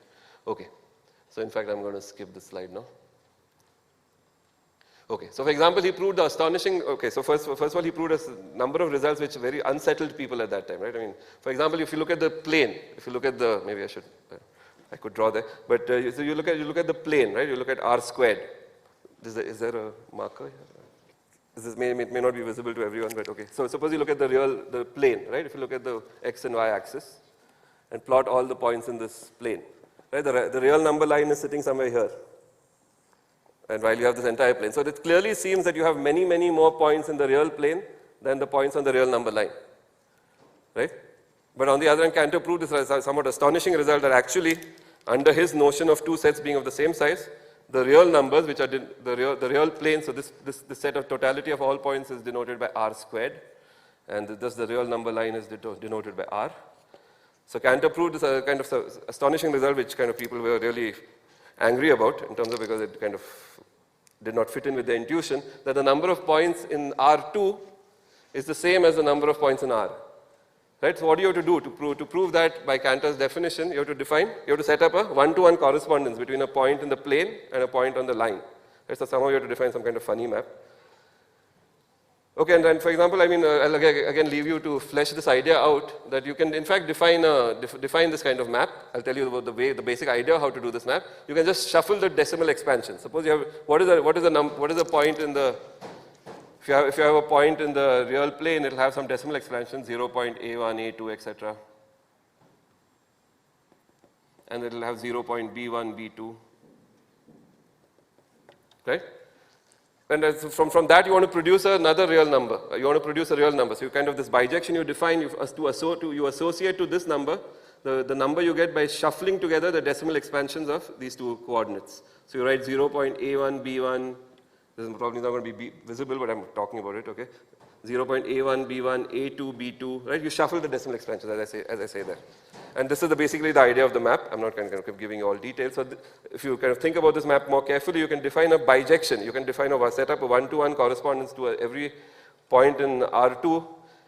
To every point in this plane, you can associate a unique number on the real number line. Right? So this kind of was a very surprising and unsettling discovery for people because it's clearly, intuitively, it seems that there are many more real points in the plane than there are points on the real line.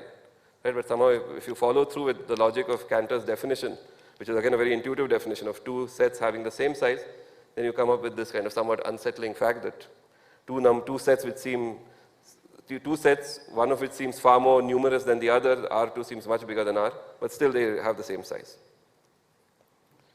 Okay, so for example, he also proved that one can set up a bijection between the natural numbers and the rational numbers.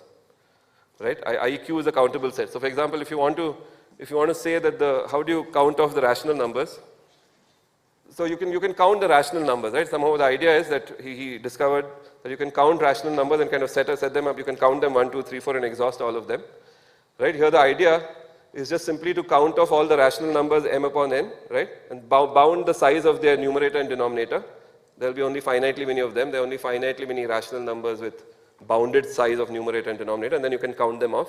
And then just increase the size of the number you're bounding the size of the numerator and denominators off by. Right? So somehow, I mean, the picture here would be, you can imagine in some sense, you can imagine the rational number somehow as just basically, at a rough approximation, the rational numbers are just pairs of numbers m and n, right? M upon n. I can think of them as mn. Then you can count all the rational numbers by just going in this kind of circular, serpentine pattern. I can just kind of count off all the rational numbers by tracing off larger and larger squares, right? And these are all lattice points. These are all m1, n1, m1, n2.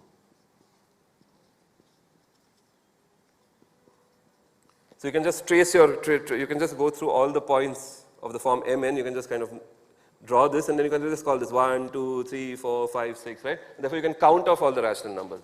Though they seem more numerous than the natural numbers, they are of the same size, right? So if you follow through with the logic of Cantor's definition, the natural numbers and the rational numbers, they both have the same size.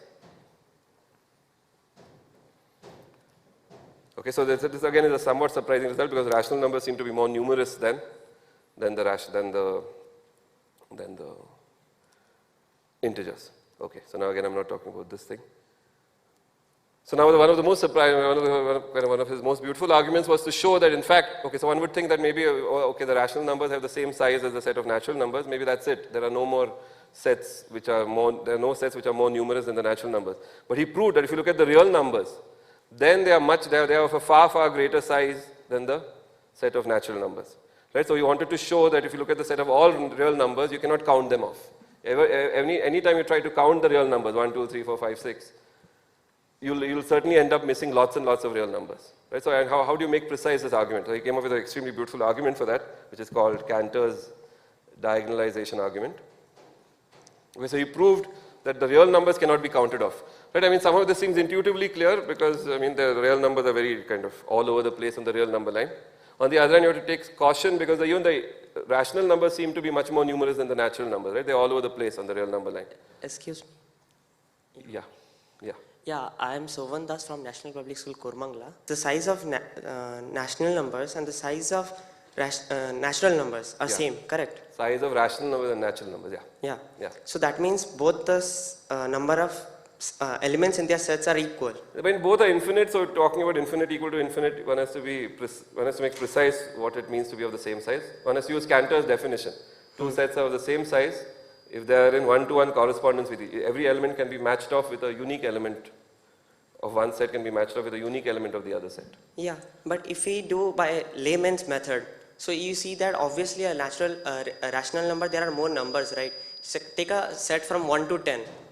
Okay, there are only 10 natural numbers in that set.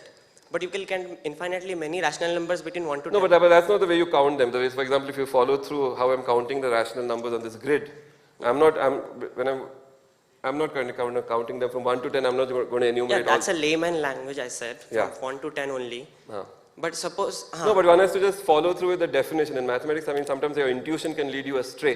You have to just follow through with the logic of the definition. The definition says two sets are infinite, are equally numerous or have the same cardinality if there's a one-to-one map between them, if you can match off the elements of the set, the pair of the elements. But so yeah, so it's, maybe you can talk about it later. Okay, thank you. All right, so but okay, now I'm going to end with this. So this is kind of one of the punchlines of Cantor's theory, that okay, you can ascribe the notion of there being two sets being of the same size, and then you have these kind of infinite sets with the natural numbers, the rational numbers, and now when you look at the real numbers, you get many, that set is much, much bigger than the set of natural numbers in the sense of Cantor's definition. You cannot count all the real numbers using the natural numbers, right? You cannot count them 1, 2, 3, 4, okay? So what is the argument for that? So the argument is again by this mathematical gambit of contradiction. You assume that suppose it's false, and then you see that you get into trouble, right? So suppose you could count them. Suppose you could enumerate all the numbers in the interval 0, 1, all the numbers between 0 and 1.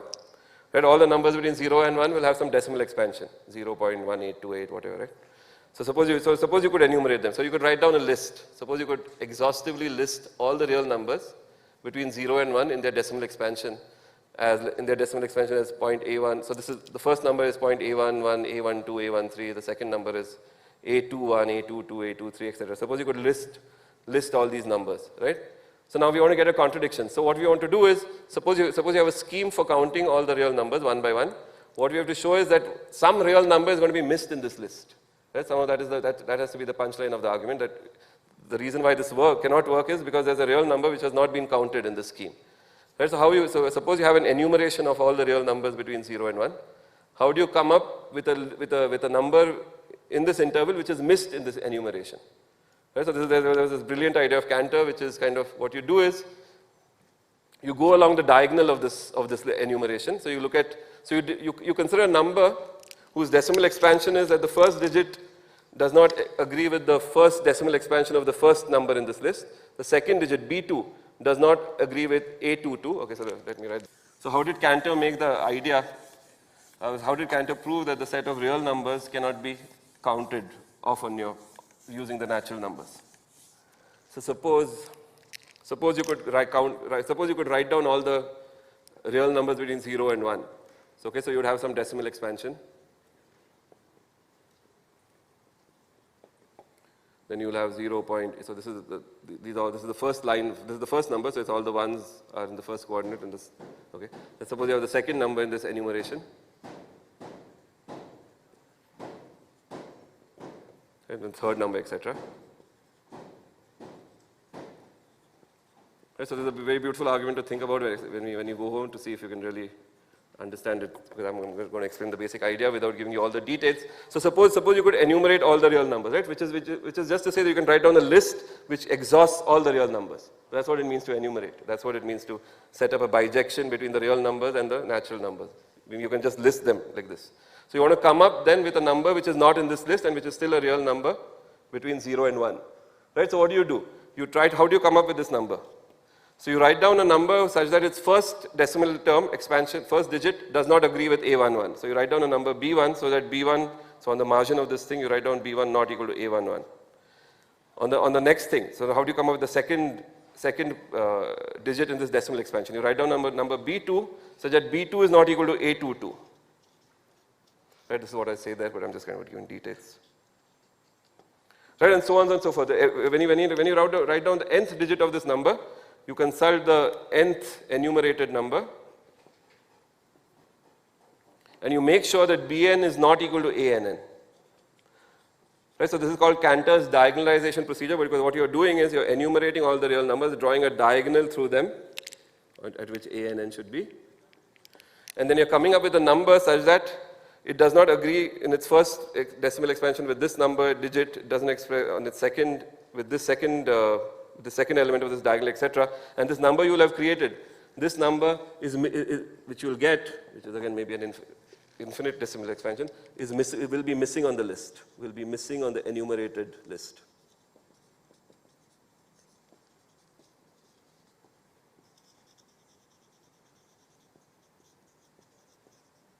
Right? So somehow when you try to enumerate all the real numbers, you get into trouble because somehow you can prove that whenever you try to enumerate the real numbers, write them off one by one, there will always be a real number which has not been caught in your scheme of counting, right? Scheme of listing the numbers. So this is called Cantor's diagonalization argument. It was, from this we deduced that rational numbers which we proved are countable, or at least I told you a rough idea of how to prove it, but the real numbers are uncountable. Now transcendental numbers I'm not talking about. So the irrational numbers are many more, so they are uncountable.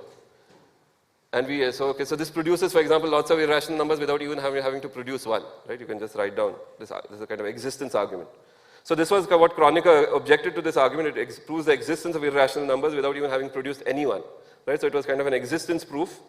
So this was one reason Kronecker found Cantor's ideas unsettling. They led to proof of existence of objects without giving any method to construct them, right? So these are kind of these. Then there was this long debate in mathematics which started from about the foundations of mathematics. Does that show, is there some logical kind of problem with the foundations of math? And so there was heated debates, people calling each other names, which went on from the late 19th century till the early 20th century. Right? Kronecker objected to the non-constructive nature of Kronecker's proof of existence of irrational numbers, for example. I mean, we know root 2 is irrational, but Kronecker tells you that there are lots and lots of irrational numbers purely by saying that they exist, proving that they exist without being able to list one. I mean, the proof does not allow you to list one concretely.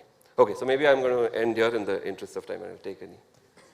I'm Rohan from DPS Bangalore South. What I understood was that infinity can be both uncountable infinities and countable infinities. Yeah. So if you have the set of complex numbers and the set of real numbers, then both sets are uncountable. So instead of comparing real numbers with natural numbers, if you compare real numbers with complex numbers, is the same thing valid? That complex numbers have more elements than real numbers in their set? No, but in fact, complex numbers and real numbers have the same size. You can define a bijection between them. You can set up you can match them off one by one. Okay, so if they're both the same type of...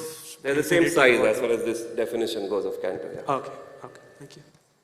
Because the complex numbers, in some sense, the way you visualize them is on the plane. A plus IB, they're on the plane. Yeah. So this is Cantor's proof that R2 and R, they have the same cardinality. They are roughly of the same size. Sir, you asked us, okay, I'm Jyotsna from DPS South. You asked a question at the beginning of the presentation. We got a solution set for it. Oh, that's very good.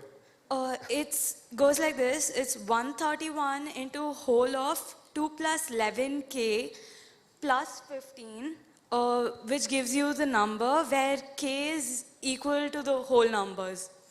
That's very good. It sounds correct. So, okay. So I should applaud it. Maybe you can tell me your method later.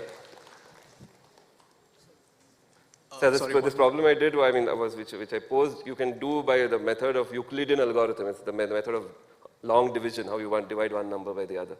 So the proof is that, so it's very good. Yeah. My name is Ashwin from DPS South. I was wondering how exactly you go about proving the transcendentality of numbers. How do you prove that they are not solutions of any polynomial equation? Oh yeah, that's very difficult, I think. Yeah. So yeah, I mean, you have to. It's much harder to prove that a given number is transcendental than proving that there are lots of them. So that was what Kronecker objected to Cantor's proof. That you could easily prove that there are lots of transcendental numbers, but if you're actually asked to hand it over a number and asked to prove it's transcendental, it's hard proof. Yeah. I mean, it's difficult for me to explain in 2 minutes. And generation of transcendental numbers is also equally difficult? Yeah, I mean to write down an explicitly transcendental, but there'll be theorems which will tell you some criteria for when a number is transcendental. It's not difficult to write down some sort of transcendental numbers, but if you're given an actual concrete number like E or pi, to prove it's transcendental is very hard. Yeah. Thank you. Yeah, I'm Ishan from NPSK. In general, for an infinite set, does A have a same cardinality as A cross A, or? Yeah. A has the same cardinality of A cross A. In fact, amongst the slides that's a good exercise to try and do. How do you, so as I said, R2 has the same size as R, right, and I gave some kind of proof. You can try and see how to generalize that scheme of proof to say that A cross A, if A is infinite, then A cross A has the same size as A in the sense of Cantor. You can set up a one-to-one bijection, you can match them off. Yeah. Sir, I'm Ramya from National Center for Excellence. Yeah. I had a doubt regarding the video clip. Yeah. They said that when the infinite person comes, then each person should be sent to the next one. Yeah. So why not send the infinite person to the infinite room? No, because there's no such thing as an infinite room. By infinitely many rooms, one just means that there are more and more rooms, but there is no room which will have the room number infinity on it, right? It's just that there are more and more rooms. So they can send him to the last room. But there's no such thing as last. Yeah, that's kind of. There's no such thing as a last room, right? Infinity somehow is there's a thing that it's not a number in the sense of there will be a room with a label infinity. It's infinite in the sense that you're never at the end of the rooms. There's always a next one. So yeah, it's kind of a puzzling thing. I mean, even in school, I once tried to prove to my friend that the number infinity existed by showing that in the logarithmic table, infinity was written down. So I said, here, that's why the number exists. Right? But infinity, it doesn't have the same status as kind of other numbers. Yeah, it's kind of, it's not a number in the usual sense. You can have the notion of a set being infinite, but there's no number called infinity. Thank you. Yeah. I'm Akash from Presidency RT Nagar. You said there are uncountable real numbers and natural numbers, right? No, natural numbers are countable. The real numbers are uncountable. Why can't we create a bijection between the real numbers and the natural numbers? That's the proof, right? You can't create. That's a great insight of Cantor. That if you ever tried to create a bijection, you could always create a number which is of this bijection, so by saying that the real numbers are countable, let's say between 0 and 1, that means you can list all the real numbers in a list, right? And that list will go on and go on and go on, and at the end, whenever you want a real number, it will be found somewhere down in the list, right? So you have to then, to say that this cannot happen, you have to be able to, given any list, you have to be able to create a number which is between 0 and 1, and which is off this list, right? So this is Cantor's brilliant idea, that given any list, you can always create a number which is off this list by going down the diagonal of this enumeration, looking at the first digit of the first number, second digit of the second number, etc. And just creating a brand new number which has the property that the first digit B1 is not equal to A11, B2 is not equal to A22, B3 is not equal to A33, right? And therefore this number which you will have created by this construction will have the property that does not agree with the first number because the first digit does not match. It does not agree with the second number because the second digit does not match. It does not agree, it's not equal to the third number because the third digit does not match. I mean, it takes some thought to kind of absorb this argument, but this is the idea of the argument. It's kind of it's a great argument, so it took Cantor quite a lot of thought to come up with this argument, right? That's the beauty of mathematics, that to come up with an argument sometimes takes a long time, but to understand it takes much shorter, but it still takes some time. So I mean, if you enumerate the numbers, you try to come up with a number which is off this list by this, what is called Cantor's diagonalization procedure. Yeah. Okay, thank you.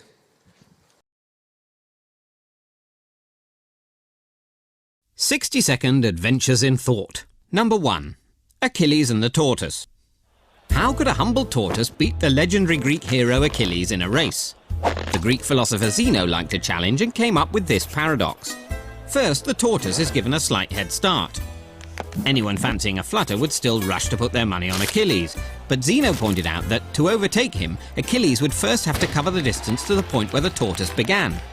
In that time, the tortoise would have moved, so Achilles would have to cover that distance, giving the tortoise time to amble forwards a bit more. Logically, this would carry on forever. However small the gap between them, the tortoise would still be able to move forwards while Achilles was catching up, meaning that Achilles could never overtake. Taken to an extreme, this bizarre paradox suggests that all movement is impossible. But it did lead to the realization that something finite can be divided an infinite number of times.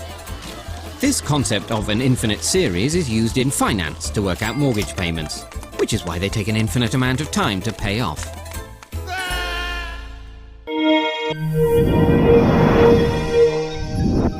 Yeah, one last question. I'm Kavya from Chandrashekar. I didn't understand the last video clip you showed, the Achilles and the tortoise, because okay. when you get a head start, if the speed is higher, you can overtake, right? I didn't understand. Yeah, that's true, of course. In real life, but the thing is, you're chopping up time into smaller and smaller bits. But in real life, I mean, kind of when 1 minute passes, certainly okay. So the idea of the thing was that, okay, in terms of, maybe I can just play the clip again, or maybe I'll just tell it to you on the board. The idea is that suppose this is.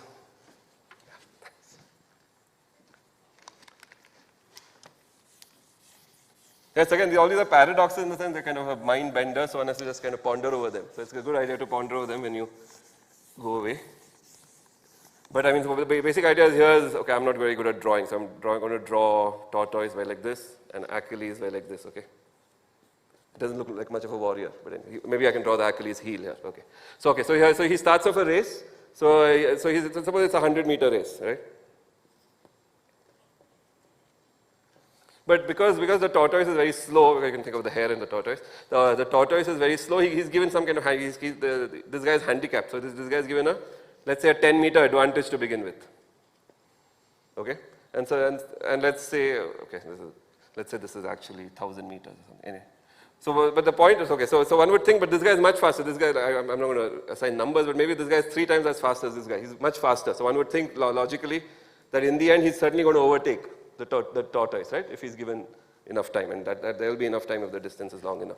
But now the thing is the way the film argues is that, okay, so he's given a start of 10 meters, right? So now by the time Achilles or the hare comes to 10 meters, the tortoise is very slow, but he does move, right? So he'll have gone to maybe 10.2 meters or whatever, I don't know, 10.2 meters, right? So by the time Achilles reaches 10, the tortoise would have crawled ahead very slowly to 10.2. But okay, so he's still ahead. But now when the Achilles reaches 10.2, the tortoise would have gone ahead some more, right? He would have gone by 10.25, 6 or something. Right? So he can never quite catch up. Whenever he reaches where the tortoise was, the tortoise is just a little bit ahead. Right? So if you argue like that, it seems that the Achilles, someone who's much faster than the tortoise, will never be able to overtake the tortoise. But that's wrong, right? I mean, of course, logic. So, but the thing is, we are splitting up, we are kind of dividing up time more and more and more, and that's not the way it will play out when you look at the entire race. Thank you. Yeah, that's the basic. Okay, thank you.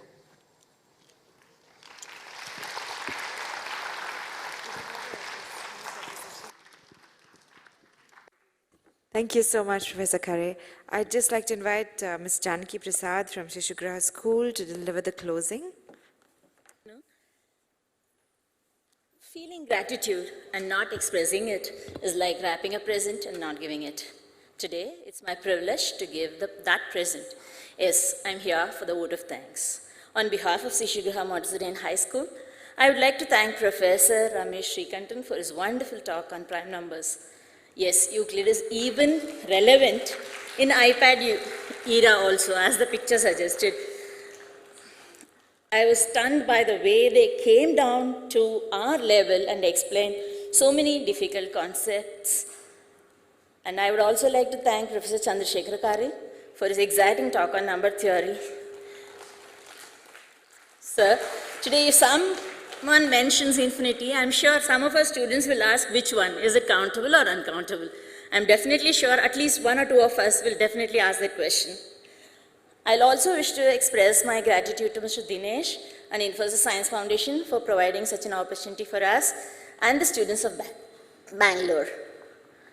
We have been fortunate to have been backed by the dedicated personnel of Infosys facilities team, the audio visuals, recordings, and definitely for the lunch that we are going to have.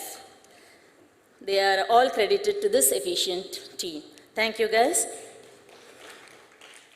I must mention our deep sense of appreciation to the teachers present here.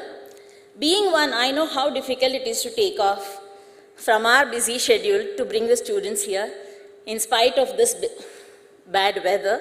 Thank you, teachers.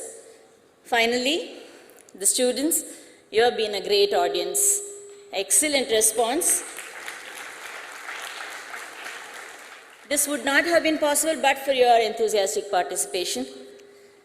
I hope all of us benefited some from it, and I hope we had more mathematicians in this audience. Again, one more request is keep in touch, schools. Send us your feedback on our Facebook and email IDs. We look forward to bringing you many more events.